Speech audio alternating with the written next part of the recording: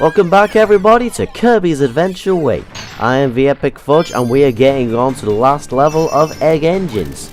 Still haven't seen any eggs, still haven't seen Eggman, so nothing special really. Anyway, this level has its main gimmick for this level is it's a crusher level.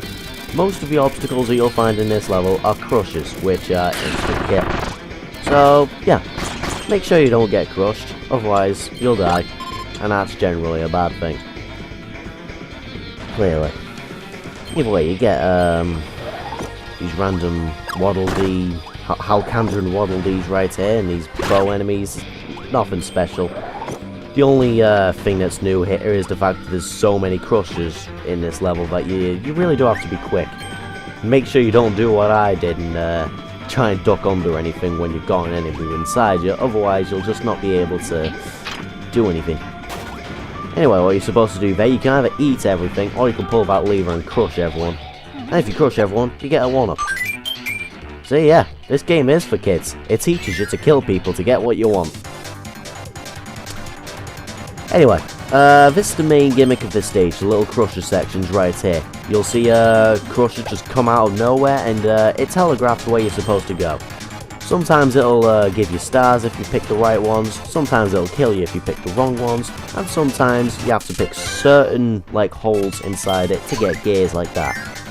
You'll end up doing this to get free gears within this entire level, so yeah, you have to get used to that. Anyway, this little section right here is chock full of conveyor belts, and again, you have to make sure that you don't end up getting trying to eat something while you're on the conveyor belt, because something on this level has happened to me way too many times where I've tried to eat something while on the conveyor belt, but because I couldn't fly while I'm eating something, I usually end up falling down to my death because of the conveyor belt pushing me backwards and stuff. So yeah, you have to be pretty careful if you're taking an enemy around here. And that conveyor belt, as you can see with the enemies on it, that moves backwards pretty goddamn quickly, so make sure you stay away from it unless you really need to get after a certain enemy on it. Or that Maxim Tomato, which I just missed. And I actually could have done with having that. Anyway, orange door right here is a very simple puzzle here. All you do is pick up the key, throw it, go to the... All you do here is pick up the key, throw it, and then go to the other side and pick it up. That's all there is to it. Simple puzzle. Simple as that. Anyway, back to the stuff. Anyway, all you have to worry about here. Forgot to mention. No, I didn't forget to mention. I'm wording this terribly, people. What you're supposed to do here, don't just go through that door, because there is a secret if you take these little conveyor belts right here. If you look carefully, you can see a black space beyond that grate right there, and that is actually a hidden door. And this, as you could probably tell with the Green's music, which really doesn't suit this place, this is another hell room. You get cannons that'll give you opportunities to get things like food, stars, and 1-ups and all that beautiful stuff. And you got a choice of 4 items. Unlike the last hell room where we never had these items, we already have had these items at one point.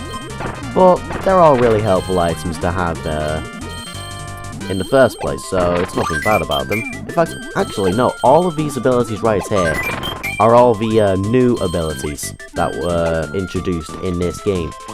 So, I'm going to be picking water because, I've said this many times before, water is my favourite ability. It's not exactly the best ability to use for bosses, but in levels it is a really fun ability to use just because of how versatile your movement is. Anyway, another crush section right here. On the third one, you want to get as high as you can so that you can get that gear right there. And after that, you just have to make sure that you don't get crushed to death, because that's painful. Oh yeah, you also have the opportunity to get the fighter ability, which is always nice. After that, you have this little section right here. You pull the lever, dodge all those, well, don't dodge, just duck under the Gordos right there.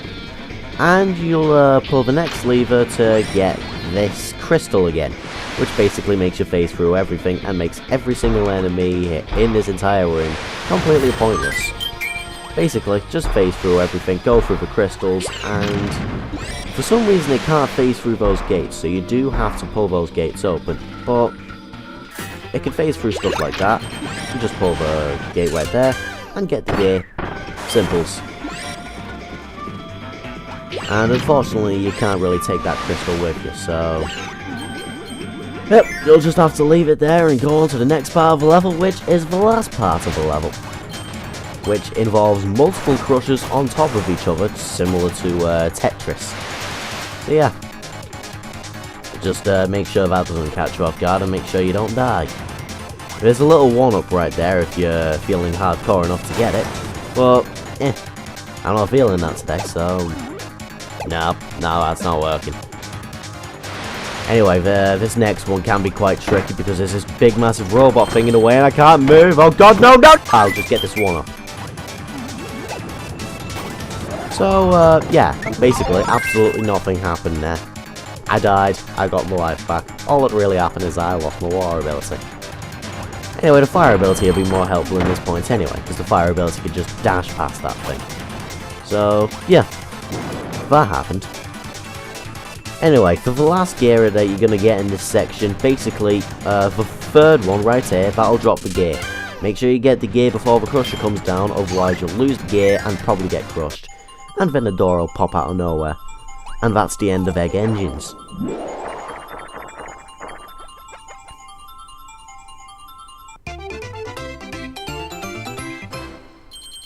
Sweet. Anyway, that being the end of Egg Engines, let's go on to the next boss of the game.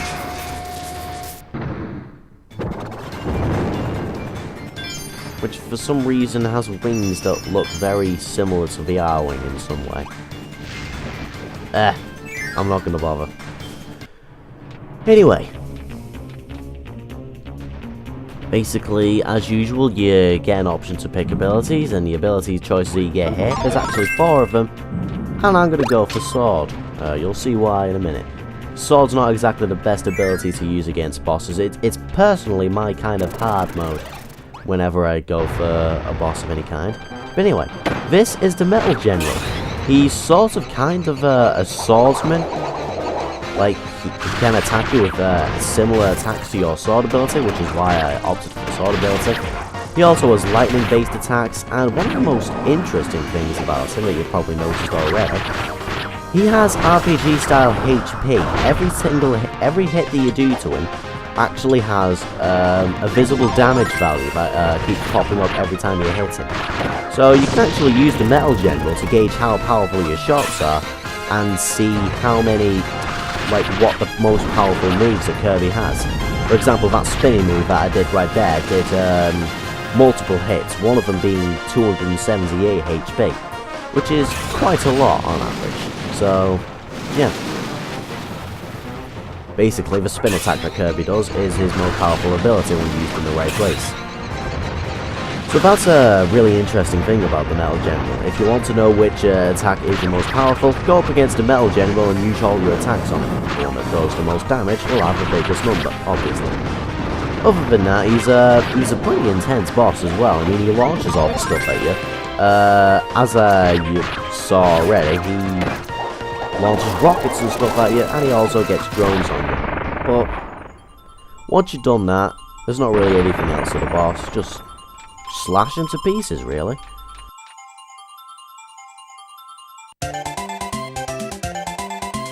So yeah, that's the end of Egg Engines, ladies and gentlemen. Nothing to gain, there's nothing to actually get, but it was a relatively decent level, quite hard.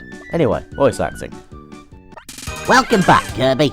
From here, it's just a hop, skip, and a jump to Landia's mountain lair. That fearsome dragon lives at the far edge of Alcandra, on the very peak of a volcano, surrounded by intense flames.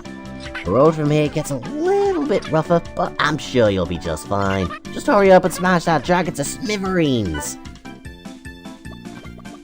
Again, gonna completely ignore your request right there and go on to the next challenge, which is the Wing Challenge. Which, again, similar to most of the other challenge rooms, basically taught me how useful the wing ability is. Because otherwise, I wouldn't use it at all, but this challenge has got me used to using it properly.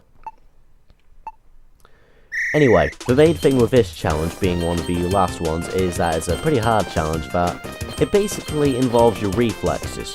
You just have to make sure you fly as quickly as you can, destroy any enemies that you can using the condor flap moves and the charge moves and the dash moves, and most of the other sections will be your ability to fly. Also, hidden section right here. Your dash ability makes you invincible, so you can phase through Gordos and stuff like that. And yeah, most of this challenge basically involves your reflexes, whether or not you can actually use the fast flying technique to your advantage to get whatever items you can as quickly as you can. Also, make sure you don't get hit, because that will pretty much cost you a gold rank. Almost guaranteed. But yeah. As soon as you're done with that little section, head under here to find another hidden door, and here, basically reflexes again. As soon as you just do this. As soon as you finish getting a chain of rings, either go down or up depending on where you already are. Make sure you don't go down the place with the black and grey striped lines. In case you haven't already noticed, if you go down there, those are there to mark bottomless pits areas. I kind of like how they do that in this game, because they don't do that in most other platforming games. You generally try to go to somewhere thinking that you'll find a secret, but no, it turns out to be a bottomless pit. In this game, they're kind of nice in actually outlining to you what a bottomless pit is. So if you fall down those striped lines back there, that means you're going to die. So make sure you don't do that. Anyway, yeah. Destroy everything in your way as usual, get all the coins that you can, dodge everything, don't take any hits, and be as quickly as you can, get to the end of the level, and get a gold rank. Don't think I got a plan, and I was a bit too slow on the uptake. But yeah, that's the end of the part, ladies and gentlemen, so I shall see you guys next part of Kirby's Adventure Week.